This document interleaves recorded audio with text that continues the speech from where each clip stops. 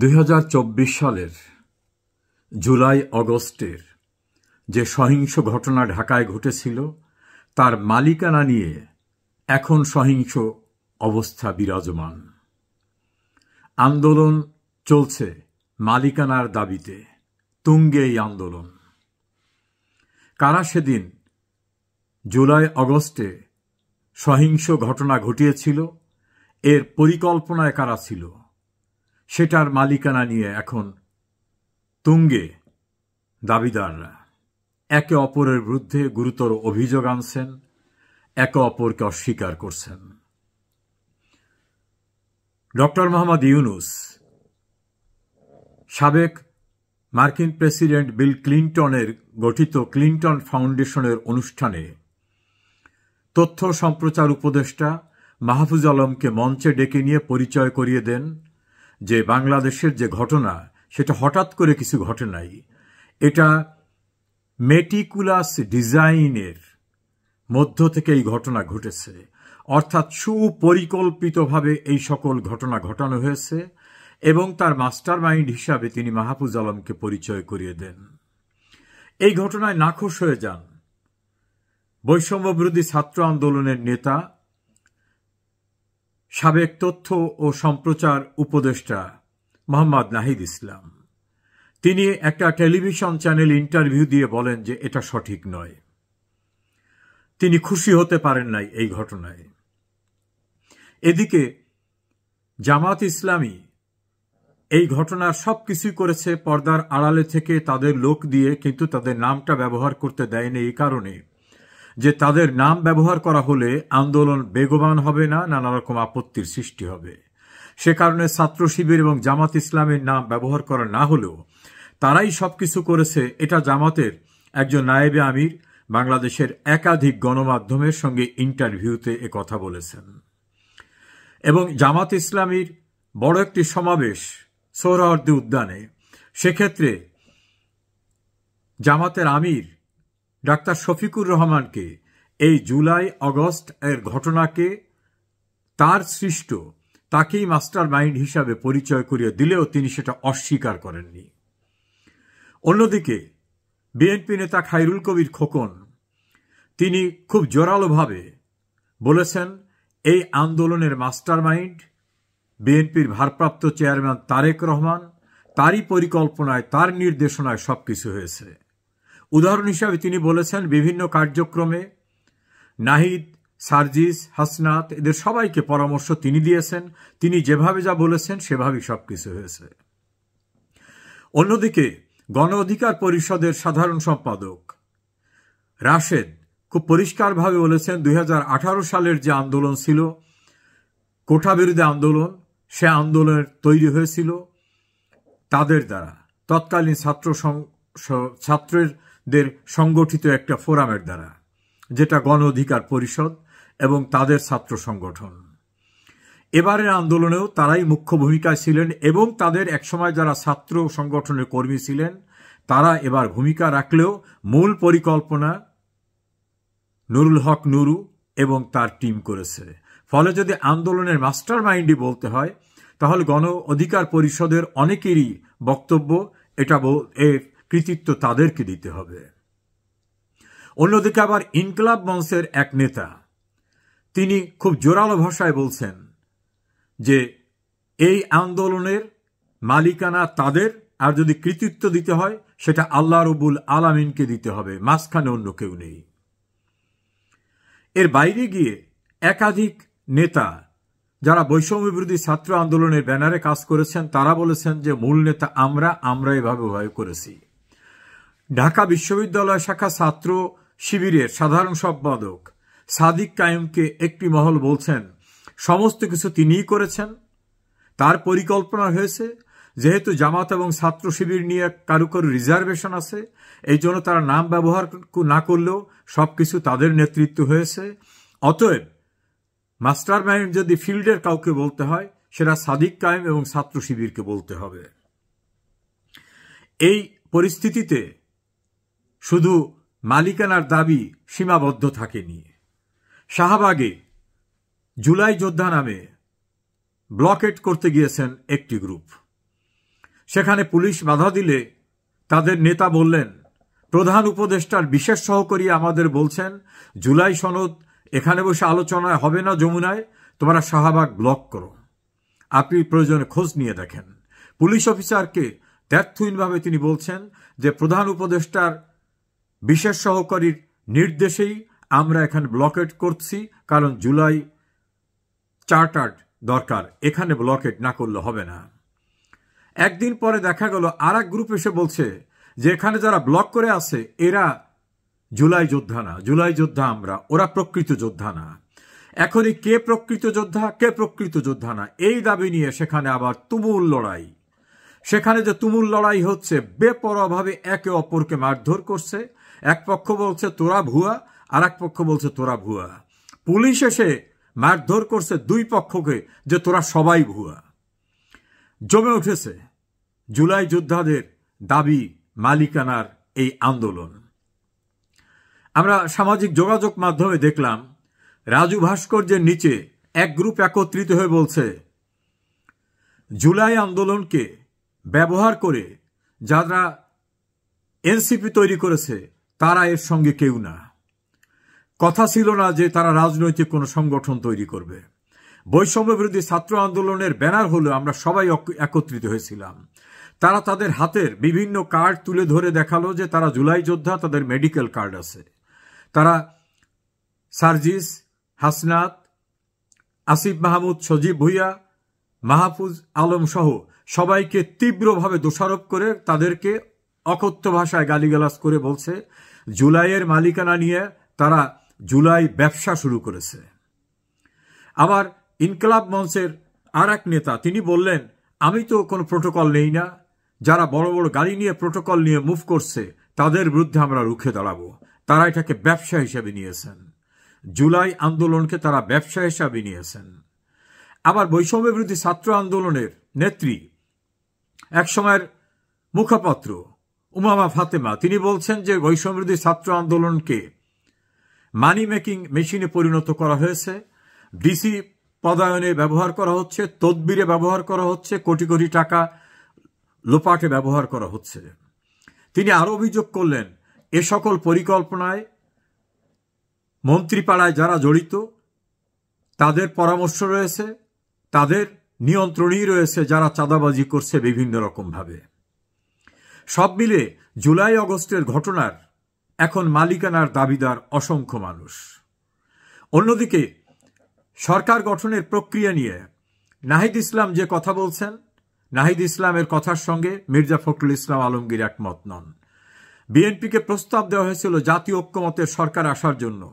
মির্জা ফখরুল ইসলাম আলমগীর বিএনপির মহাসচিব তিনি বলছেন না, ছাত্রদের কাছ থেকে এরকম কোনো প্রস্তাব আমরা পাইনি।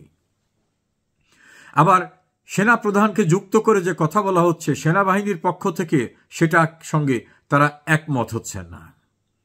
আবার অন্যান্য যারা এই আন্দোলনের সঙ্গে সম্পৃক্ত ছিলেন তারাও কিন্তু সেই ঘটনার সঙ্গে তাদের সম্মতি ছিলেন, তাদের সঙ্গে কথা হয়েছিল, এ কথা তারা বলছেন না।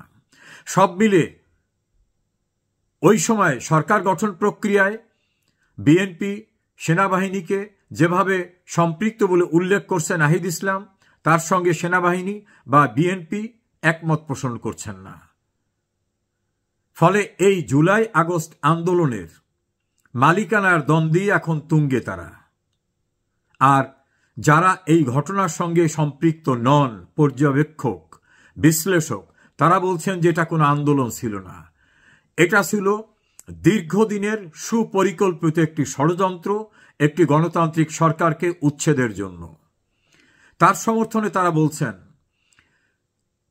ডক্টর মোহাম্মদ ইউনূস তিনি নিজেই ক্লিন্টন ফাউন্ডেশনের অনুষ্ঠানে বলেছেন মেটিকুলাস ডিজাইন করে শেখ হাসিনা সরকারকে উচ্ছেদ করেছেন, অর্থাৎ দীর্ঘদিনের সুপরিকল্পিত ষড়যন্ত্রের মধ্য থেকে এটা ঘটিয়েছেন।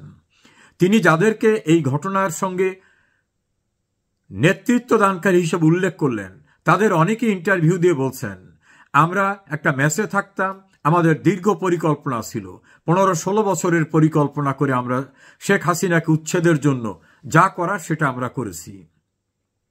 আমরা 5 আগস্ট শেখ হাসিনাকে উচ্ছেদ করতে না পারলে অস্ত্র তুলে নিতাম।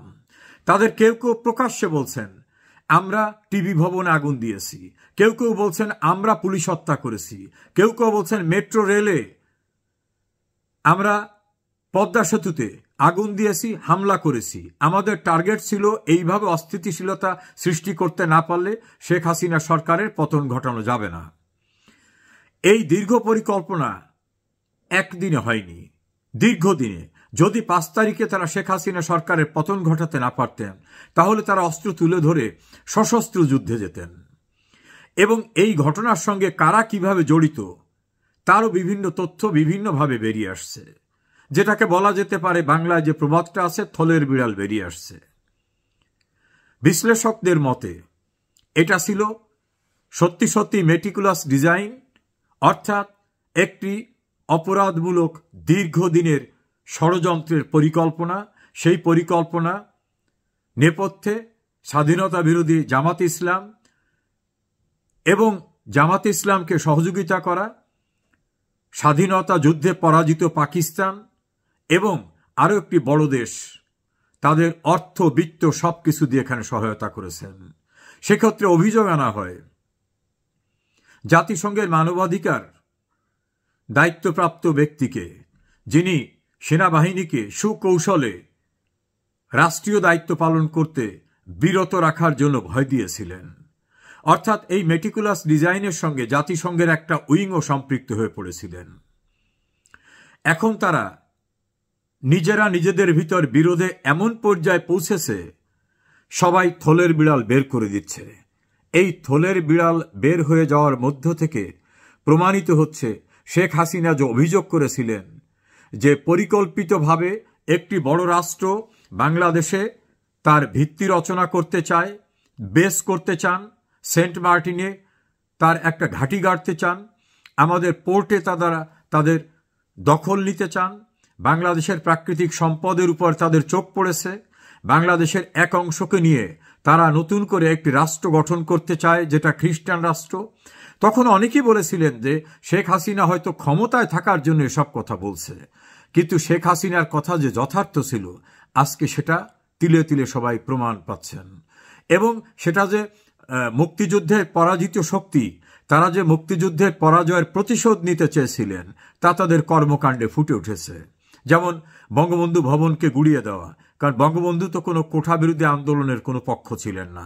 বঙ্গবন্ধুর ভাস্কর্যকে গুড়িয়ে দেওয়া, মুক্তিযুদ্ধ জাদুঘরকে ধ্বংস করে দেওয়া, মুক্তিযোদ্ধাদেরকে চরমভাবে অপমান করা, সবকিছু মিলে বাংলাদেশে মুক্তিযুদ্ধের চেতনার নেতৃত্ব দানকারী বা কোনো বৈশিষ্ট্য কোনো কিছু যাতে না থাকে সেজন্য তারা যা কিছু করণীয় সেটা তারা করছে। ক্ষমতা দখলের পরে তারা পাকিস্তান স্টাইলের সকল কর্মকাণ্ড করছে। এবং তাদের কেউ কেউ তো এই আন্দোলনের সঙ্গে সম্পৃক্ত ছাত্রদের কেউ কেউ তো প্রকাশ্যে বলছেন যে আমাদের আসল টার্গেট ছিল মুক্তিযুদ্ধের চেতনাকে পরাজিত করা। এই যে মুক্তিযুদ্ধের চেতনাকে পরাজিত করা তাদের টার্গেট ছিল, এটা ফেসবুকে ইউটিউবে ভাইরাল আকারে ঘুরে বেড়াচ্ছে। ক্রমান্বয়ে বেরিয়ে আসছে যে 2024 সালের জুলাই আগস্টের ঘটনা কোনো কোঠা বিরোধী আন্দোলন ছিল না। নামটা সেটা থাকলেও সেটা ছিল একটা জঙ্গি ষড়যন্ত্রমূলক ঘটনা। এখন ধীরে ধীরে থলের বিড়াল বেরিয়ে এসে তাদের স্বরূপ মানুষের কাছে পরিষ্কার হয়ে উঠছে। যাদের টার্গেটটাই ছিল মুক্তিযুদ্ধের বাংলাদেশকে কিভাবে ধ্বংস করে পাকিস্তান স্টাইলে, আফগানিস্তান স্টাইলে একটি সাম্প্রদায়িক রাষ্ট্র গঠন করা যায়, যেখানে 1971 সনের পরাজয়ের প্রতিশোধই হবে তাদের মূল লক্ষ্য। যেমন যুদ্ধ অপরাধীদের বিচার করা হয়েছিল, সেখানে বিচার প্রক্রিয়া যারা আয়োজন করেছিল তাদের বিচার করে প্রতিশোধ নেবে। সেভাবেই সবকিছু চলছে। বাংলাদেশ এখন ইউনুস জামানার খাদের কিনারে এসে দাঁড়িয়েছে। ইউনুসের সাম্রাজ্যে এখন ঝড় উঠেছে। তার সঙ্গে সম্পর্ক কারুই এখন নাই। তিনি শ্যাম রাখি না কুল রাখি এই পর্যায়ে পৌঁছেছেন। বাংলাদেশের মানুষ উত্তাল হয়ে উঠেছে। আমেরিকার সঙ্গে গোপন কি চুক্তি হয়েছে, যে চুক্তি মানুষ জানবে না। তাছাড়া এই জাতীয় চুক্তি করার কোনো অধিকার এই সরকারের আছে কিনা, কারণ এই সরকার কোনো বৈধ সরকার না। এই সরকারের উপর কোনো রাজনৈতিক ম্যান্ডেট নেই, আইনগত ম্যান্ডেট নেই, সাংবিধানিক ম্যান্ডেট নেই।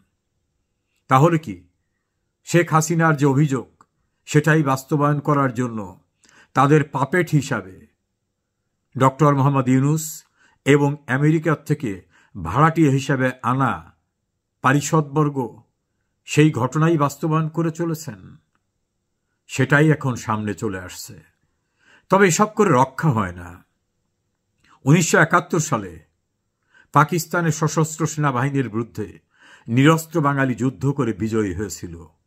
ডক্টর ইউনূসের যারা পৃষ্ঠপোষক আন্তর্জাতিক পরিসরে, সে সময় তারাও বিরোধিতা করেছিল বাংলাদেশের মুক্তিযুদ্ধের। তারা সফল হতে পারে নাই।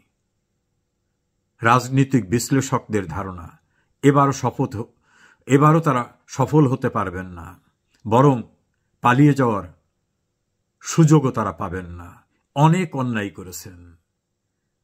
এই অন্যায়ের বিচার বাংলার মাটিতে হবেই। সাম্প্রদায়িক, উস্কানিমূলক, ষড়যন্ত্রমূলক জঙ্গি হামলার মধ্য থেকে 2024 সালে একটি গণতান্ত্রিকভাবে নির্বাচিত সরকারের বিরুদ্ধে যে ঘটনা ঘটানো হয়েছিল তার বিচার বাংলার মাটিতেই হবে, এটাই সকলের বিশ্বাস।